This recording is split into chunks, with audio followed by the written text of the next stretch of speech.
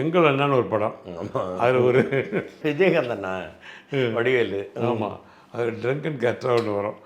ஒருத்தரையும் பேச விட மாட்டீங்க. இல்லை மாமா, அது நம்ம பார்க்குறோம்ல மாமா ரோட்டில். கமலா தேட்டர் வாசலில் மாமா முதல்ல வந்து ஒரு சின்ன ஒரு கடை மாதிரி இருந்தது தெரியுமா? கமலா தேட்டர் ஒட்டியே இருந்தது. அங்கே ஒருத்தன் அவன் திட்டுறான் உன் ஒய்ஃபை, இவர் கேட்குறதுக்கு பதில் சொல்லு, குறுக்க பேசாத.